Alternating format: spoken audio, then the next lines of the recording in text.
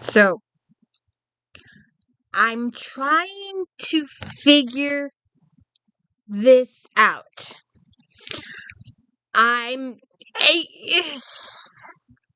Okay. Hey, first of all, welcome to the D. Louise book series. I'm learning new stuff. This is where we read books, talk about books, no special effects, no theme music, just reading books and talking about books.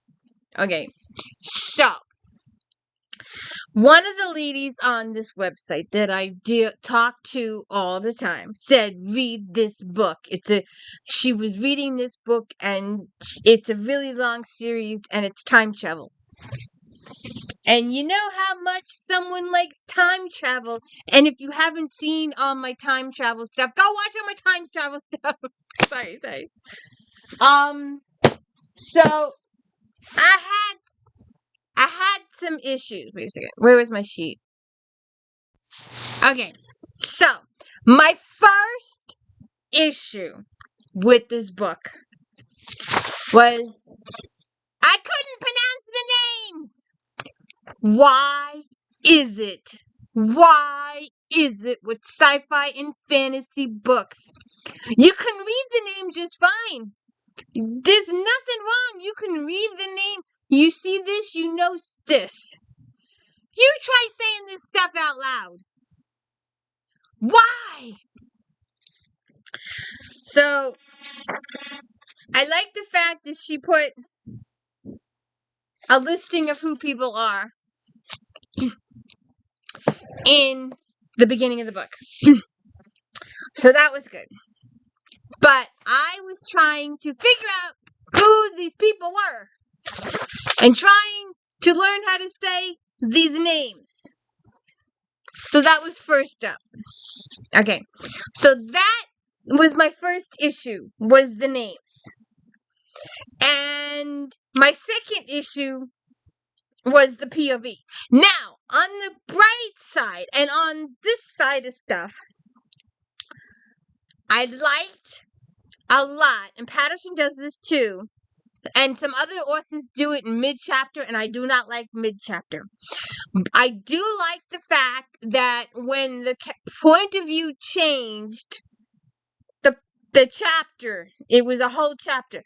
Lou, whatever you want to call him, had his own chapter, and Meg or Marge, depending on what you want to call her, had her own chapter.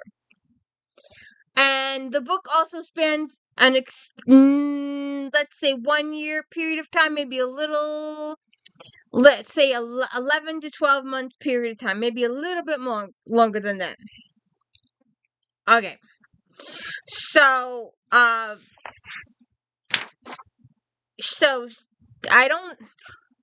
the beginning, I could do without. But there was another book that had a similar situation. And I never read that series because the first chapter just ticked me off. So in the beginning, Meg is an abused wife. And she's one of those abused wives that go back for more. She wants to be with the husband because of the child. And technically, that's the number one reason why you should leave. Because when he stops beating on you, he's going to be beaten on it. But we won't go there. So we get through that. We go through that chapter. It's done. The guy eventually dies of cancer, I believe, or something else. So that's that. So, where was I? So anyways, so she's gonna go out to dinner. But her daughter wants ice cream first, so they're gonna stop for ice cream. And they end up in a car accident. And see, now this is another big issue. This is another big issue with time traveling. What's her face had the stairway. There was a time differential in the stairway. There's the other one that had the locket issue. So go check out the D. Louise book series. If then, Go watch all those different time travels. Karen Marie Monings had the Stonehenge situation, like Outlander had the Stonehenge situation. This one, it's an abrupt change. It just doesn't make sense. It doesn't mesh up. Okay, so I ran through this book. It's not that long. All right, like I said, my first problem was the names.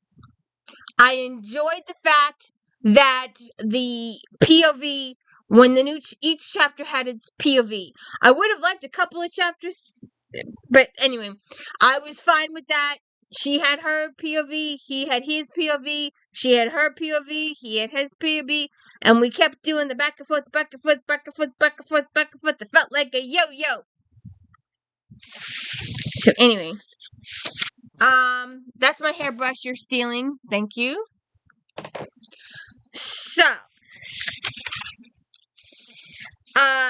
So Meg goes on a drive. They're gonna go buy ice cream. They end up in a car accident. They end up in the marsh. And when they are pulled out of the vehicle, in, I wrote the date here at someplace. 1266, I think it was. And, so they pull her and her daughter out of the car, and they take her back to the house, and I had a hard time following it. I don't know why. So let me just a second here. Because I just all right. So she arrives in medieval Wales, and she wakes up in the storm fortress, and it's surrounded by armed horsemen, and she's discovered by Lou or Lee or however you want to say it, Mr. Gruffodoid, and he is the last Prince of Wales, and she knows from her history. Now that's another thing. That was my other big issue. I like Miss FBI here. I like Miss Murder Mystery there. Claire has some medical stuff. She's a good nurse. She can tend to the wound. She knows stuff. Meg here, I'm not sure where Meg is. She wasn't solidified as a character for me. I'm gonna have to go check RT. I want to see, because this book was written when RT was still in existence. I need to see if RT carried this lady. But anyways, Meg is not solidified for me. She's not a full solid person for me in this book. I didn't know her situation. I didn't know her educational. I didn't know Meg at all. I didn't know where she was coming from. I just knew the abusive marriage and the child Anna and her mom. I didn't know anything else about her. So she ends up in Wales, and this guy finds her, and he finds her with this other guy, and she recovers, and she tells him she knows the exact date he's gonna die, and how he's gonna die, and where he's gonna die, because it's an old nursery rhyme or song or something she's heard before. And we've got different political allegiances going on here. They've got the rival Welsh princes. They've got this Edward the First. They've got internal rivalry. So she witnesses all this stuff. She sees all this stuff, and she tries to work with him. At one point, she gets kidnapped. There's a flood. The villagers are paid to get out of town. Then they burn down the town. And when the villagers come back, their town is gone, but they're fine. It was a scheme by somebody. And she tries to establish, and the book, it doesn't move a day by day or a week by week. It scans it evolves over, like I said, it goes the year, but it's not it's like a month later. I am 3 months, or I am several 9 months later. It skips, and I'm not really sure. She recovers from her accident. She gets clothes. She has a little medical knowledge of the situation. She tries to help him. She tries to learn about the political situations going on. I had a really hard time with the names and following the story because of the names and because of all the backstabbing. At one point, someone tries to poison them. Where are my glasses? I can't see for nothing. And she tells, see, now I miss the book. I miss a physical book. I miss being able to pick up the book and read this stuff. But they get married. They fall in love, they get married, and they just say their vows in the bedroom to each other. They don't see a priest, or they don't go in front of anybody. They don't tell anybody. They just do it. They say these fancy words to each other, and that's it. They're married. There's no paperwork involved at all. Which later on, or earlier on, it stated that his future wife dies in childbirth in 1682, and that's the year that he dies, in 1682. And he's trying to negotiate with Lord Humphrey Dubone, and where's that piece of paper? I just had it. So we have Dubon number 1, Dubon number 2, and Dubon number 3. I'm like, what is this stuff? I just. So at one point they were all poisoned, but Meg isn't poisoned because she didn't drink the wine because she was pregnant. What do you want? You want to come up here? Come up here. Come up here. And I'm trying to figure. I couldn't follow. I had a lot of trouble with the characters. I tried. It was hard following them. It was hard establishing who was good and who was bad and whose side who was on. I was having trouble with that. But the she has changed by going back. She has changed the timeline, although in the future. All right, so let me just get back to this point here I was making before. All right, so she's got the hallway situation. There's certain parts. There's another lady that's got the locket. When she brings out the locket and things are home, she can time travel back to her home in modern times. This one, like I said, she was driving the car and she went to the marsh. So I would think, oh, I've got to go back to the marsh and go back. No, she's going to the privy, and her and her daughter are transported back to their home. And not only are they home, but they're on their mother's front lawn. Conveniently show up on her front lawn, and her mother takes them in and calls the ambulance, and she gives birth to a son, David. And when David's old enough, she goes traveling around Welsh to visit all the places where she was with Llewellyn. I don't know. There's a million books in this series, like 20 something. So that's what I was interested in the first. I may take another. I may look at the next one. I'm not sure.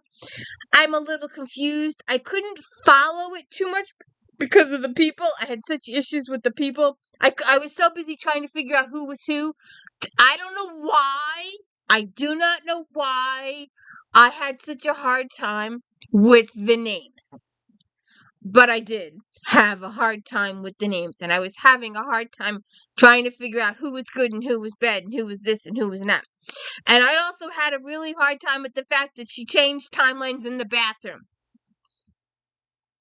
She was in this house, in this time, in this privy room, and then she landed on the front lawn of her mother's house in Philadelphia?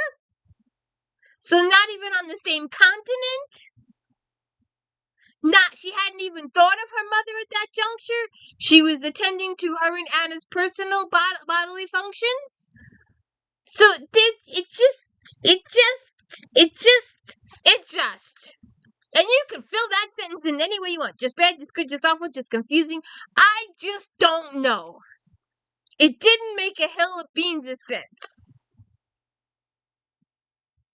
Even Monica McCarthy's books made better sense than this, and I was able to follow the timeline. Even they had a few off names, but I was able to follow. I just had a really hard time trying to follow this.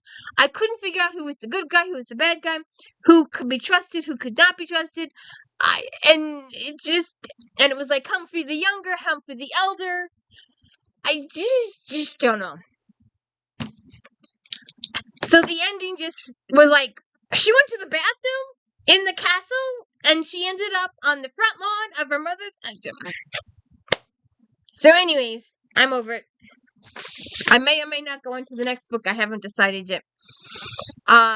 Some gifts have arrived. Some other presents have arrived. Some new books published in 2025. And I'm going to look at those probably this evening and see what I will read next. Maybe I'll take a peek at book 2 and see what that looks like too. Maybe if it makes better sense. I do not know. Please check out Fridays. If you like this author, then you might like that author. There's over 200 of those videos. Go check them out. Maybe there'll be a subject to find. Don't forget Star Trek Voyager recaps and Next Generation recaps. And Eve, Dallas, JD, Rob, character spoils on Saturday. Or you can look up In-Depth D. Louise book series and get all my reviews of all the books and unboxing on Sundays. And Flashback Mondays. And of course, my daily book reviews. And I almost forgot. Every night at 7:45 on the D. Louise Book Series channel, we're talking Diana Gambleton, Echo in the Bones, Written in My Own Heart's Blood. Go tell the bees that I am gone. And there's a big if, because I've heard no news yet. But if I have finished Bees when the new book comes out, we'll do the new book. But if the new book has not come out at that juncture, we will go back and do Outlander. I had started with Echo in the Bones, and I had started in the middle of Echo in the Bones, because that's where season 7 ended. And that's why I had finished binging. So, have a good one.